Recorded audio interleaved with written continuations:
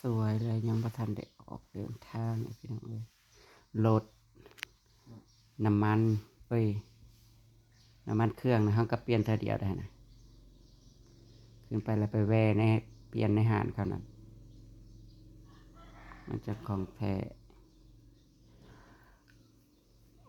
โอ้ยอยากจะฝนตกห้ามพอเมื่อคืนนี่ก็ฝนตกเปิดคืนพี่น้องจ้าสวัสดีตอนเช้าเลยค่ะกำลังแต่งตัวเดินทางนี้วันนี้เมียเมื่อบ้านอีกแล้ว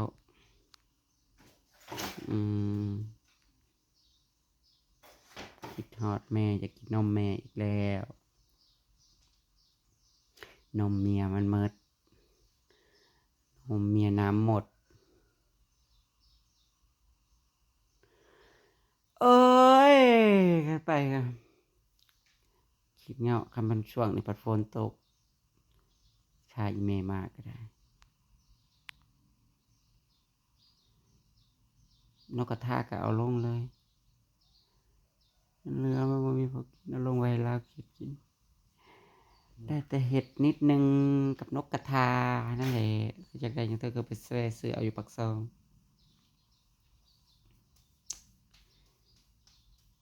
เห็ดเพาะแต่เห็ดเพาะมันไม่แซ่บนะดอกดำๆหยาบๆนะโอ้โอ้โอ้โอ้ยฉันเขาคือได้เห็ดลายแท้สะอ่อนพี่น้องทางสมบ้านอำมาลานะมันทั้งตุ๋ยก็บ่ได้เห็นว่าได้เฮ็ดเถื่อบ่เห็นได้เฮ็ดได้ฮอนแล้วเธอลงไปกี่วันอาทิตย์หนึงใคร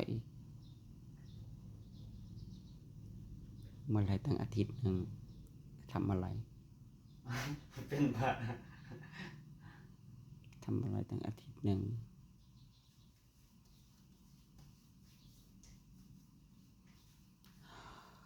เฮ้ยพ่อน้องวินก็ลงกรุงเทพตั้งแต่วันที่1บ่ไปทำงานแล้วอยากกับร้านก็อยู่กัน2 คนเหมือนเดิมนี่ก็ลงไปกวาดขี้โมเลยกับเข้ามาห้องใหม่พี่น้องฝนตกเปิดคืนโอ้ยโอ้โหบาดสิตกกระไรฝนดีเหลือเกินหนทางนางเพราะแห้งพี่น้องเอ้ยจากนี่ขึ้นปักซ่องนี่แหละมันอีนี่อีรอน้อยฝนตกกลางทางอีกเธอต้องหาซื้อเสื้อกันฝนซ้ำรองไว้ในขึ้นปักซ่องเลยนั่นละ10 กว่าพัน20,000จะเอาพันกีบคือใส่บอลรถเอาไว้ฝนตกกลางทางใส่กระเปียกอับยับนะจ๊ะแค่เสื้อไม่อายหัวนมหรอก ทำไมขาวจะตายขาวจนจะตายเป็นในสุดท้าย ขาวจนวอกวันนี้ก็สิไปหาสู่เพื่อนไปหาเห็ดละโง่กันก่อนออกเลยเอาไปสิหากินกันตลอดจ้ะแบบอร่อยหรอกแม่อร่อยหรอก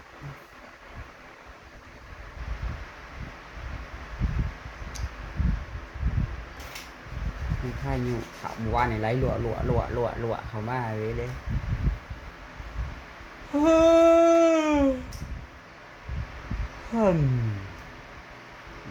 ปวดมือไปหาน่ะพี่น้องเอ้ยไปหาตื่นมือล้างมันก็บ่ได้ลงให้เรากินก่อนไม่กินเท่านึงแล้วมันก็ไม่อยากหรอกกินไม้ตีจะโบกอะไรตั้งนักหนาเขาก็ต้องหนาขาวๆแต่ว่าข้าวคือเจ้า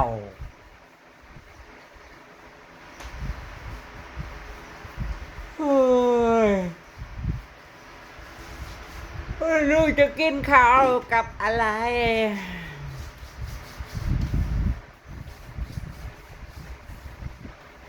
เพื่ออาหารอะไรเลย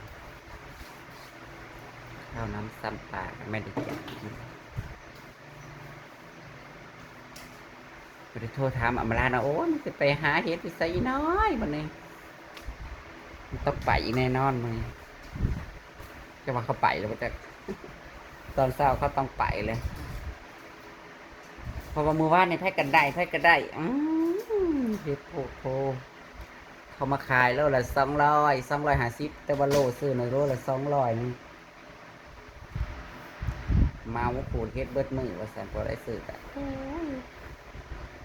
แต่ว่าเมื่อยคานขูดคือว่าแหละ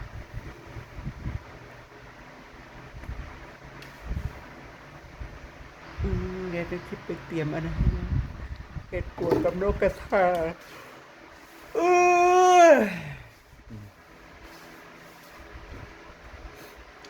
ขนาดแนวกินเนี่ยหาไว้ให้ล่าไปยังบ่มีเวลาเฮ็ดกินเลยพี่น้องเอ้ยบางเทื่อนะแนวกินนะลูกเต้าซื้อหาไว้ให้ในตู้กระแทบสิบ่มีเวลาเฮ็ดกินซ้ำจะหักร้านใหญ่แน่เลยมันอยู่ได้ย่างได้ว่าใครแน่เลยตรงในแนมนะคะ ประตูเปิดไม่ได้ค่ะนอกค่อนข้างผม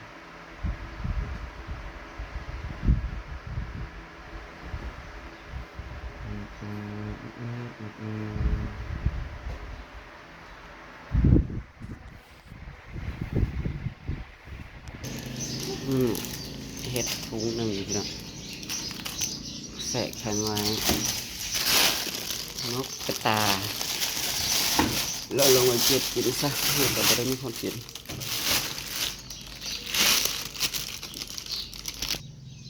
แต่ว่ามืดมัวอยู่พี่น้องเอ้ยคนจะไม่ลัดทางล่ะโอ้ยข้านขึ้นเอาข่าวในเราเกือบใกล้กับเป็ดเด้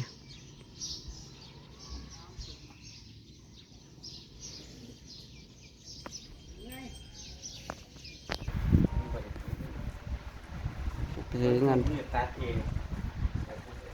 นทำไมเราพอกินข้าว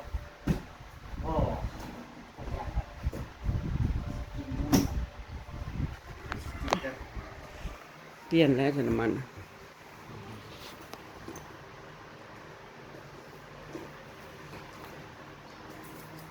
ซื้อนี่มันเดินว่านเลยดิเลยเสียงนั้นออกคำเมื่อบ้านสั่นกันเนาะ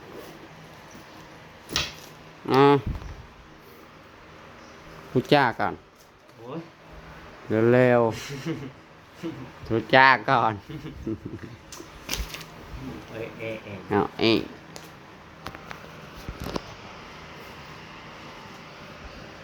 โอ้ยอยากนอน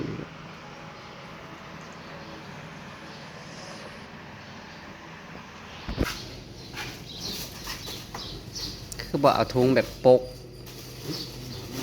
หามันตกกลางทางก็ไปซื้อ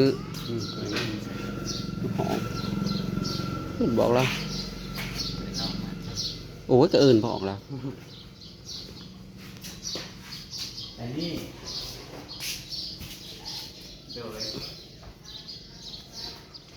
เสือวันเนี่ยเสือกันฝนในปักซองนะ10,000 20,000มืดอยู่เด้อจะได้เห็ดกับนกกระทาพี่น้องเลยมันก็มืดอยู่เด้อแต่ว่าส่วงค่ำๆหมดแล้วมันเห็นเธอสิขึ้นทางใดนี่ทางบ้านน้ำมาล่ามันทางบ้านน้ำมาล่ามันดีกว่าทางนี้ดูคุ้มกว่ากันเกิดไปลูกพัน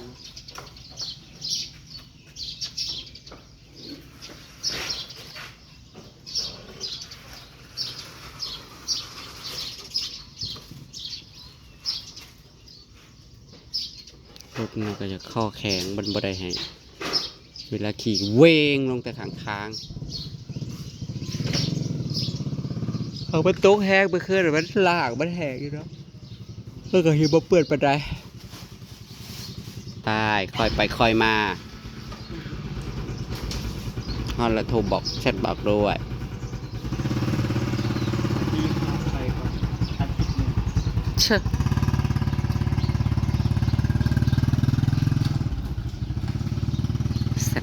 มันแลน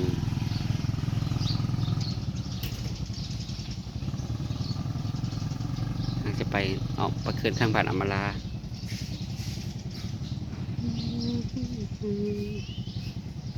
มันทางกับขี้เงาะทางขึ้นนี่แหละพี่น้องเอ้ยมันเปื่อนกันยังก็ธรรมดาอันตกคุมนี่มันบริมีหอดทางหลีกทางอันนั้นกัน